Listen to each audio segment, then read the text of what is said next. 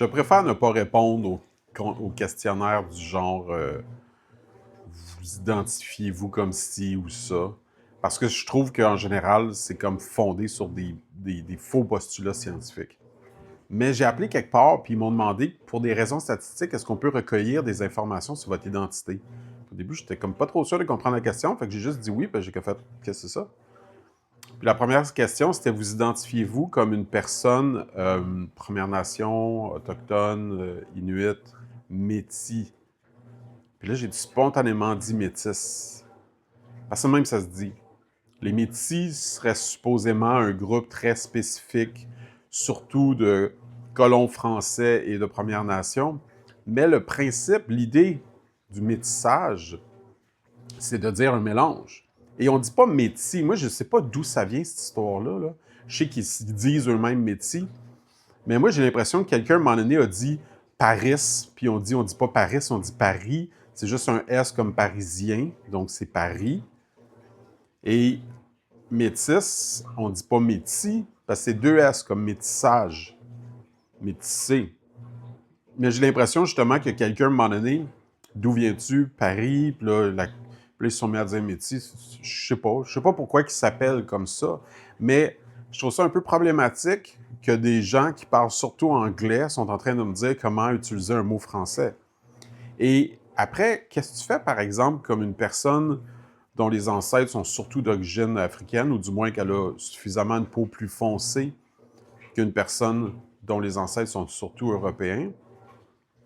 Et on appelle ça un mulâtre, qui vient de la mule, qui est un animal infertile mélangé entre le noble cheval blanc et l'âne foncé inférieur qui, ensemble, mais qui travaille fort la terre, tu sais. Il n'a pas un grand cerveau, mais il est fort. Il n'est pas noble, mais il est fort. Fait qu'on va le faire travailler pour nous comme esclave. Puis si jamais on a le malheur des métissés, on va appeler ça un mulâtre parce que c'est comme un animal inférieur, infertile. Je trouve ça dégueulasse. C'est un des termes les plus péjoratifs, discriminatoires ever. Fait que c'est sûr, je vais utiliser métis pour eux aussi si on veut parler du fait qu'il y a eu un mélange du point de vue des populations génétiques. Et donc, bref, j'ai fini par dire je veux pas répondre à ça parce que déjà en partant, je suis pas d'accord avec les noms, mais je m'identifie pas comme ça. Fait que là, j'ai pas dit je ne préfère pas répondre. En fait, j'ai juste dit non, je m'identifie pas à ça. Je ne préfère pas répondre était à la question suivante, c'est-à-dire d'abord, vous identifiez-vous comme un blanc? Là, je dis mais c'est quoi ça, un blanc? Puis là, il dit ben, quelle race êtes-vous? Je dis, c'est quoi une race? Là, il dit voulez-vous que je dise? Je préfère ne pas répondre. Ouais. Là, après, c'était est-ce qu'il y a quelque chose d'autre au niveau, par exemple, de votre orientation sexuelle ou de votre genre? Là, je dis non, non. Je dis, non, ça ne m'intéresse pas, ce genre de questions-là. Là.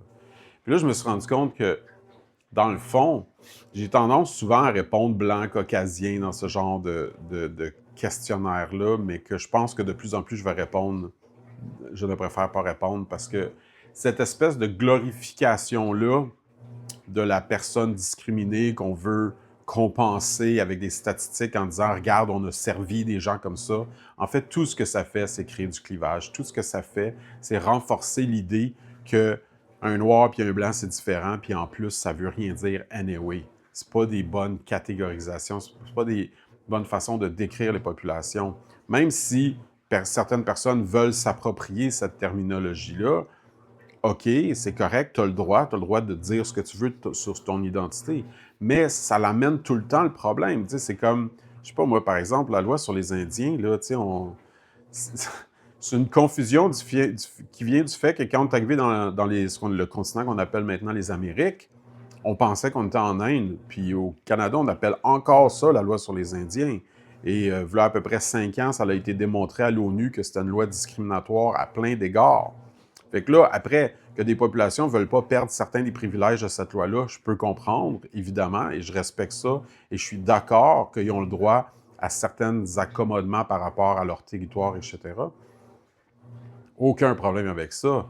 Mais la loi elle-même est problématique. Elle doit être reformulée déjà au niveau de son nom, mais aussi au niveau de plein d'affaires qui sont discriminatoires. Il y en a plusieurs qui ont été changées avec le temps. Là. Il y a eu plein d'amendements, c'est compliqué, je ne veux pas trop rentrer dans les détails. Mais c'est juste pour dire, si tu as une loi du genre, la loi pour les Noirs, la loi pour les Blancs, ben là, tu n'es plus dans la justice.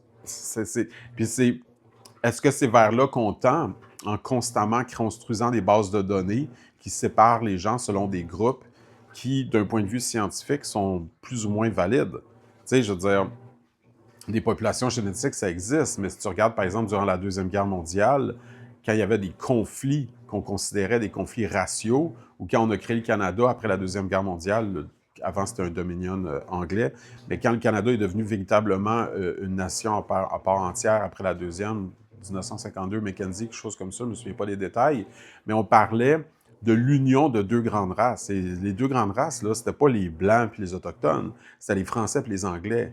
Et on les voyait comme des races différentes, parce qu'au niveau des populations génétiques, ils étaient traditionnellement différentes. Tu sais, les Japonais se marient surtout entre eux, les Coréens aussi. Dans la plupart des cultures, les mariages à l'extérieur de ton groupe ethnique, je devrais dire, plus que racial, c'est relativement mal vu. Donc, de façon générale, les populations ont tendance à être relativement homogènes. Toujours des exceptions, toujours des voyageurs, toujours des migrations, toujours plein de choses qui font qu'il y a des changements puis qu'il y a des métissages, justement. Mais grosso modo, quand on parle de population génétique, à défaut de dire le mot race, on ne fait pas référence à des affaires comme des blancs. Puis là, c'est rendu que c'est comme le discours à peu près le plus raciste dans le sens où là, tu es en train de faire des groupes, puis les Blancs sont meilleurs dans ci, puis les Noirs sont meilleurs dans ça.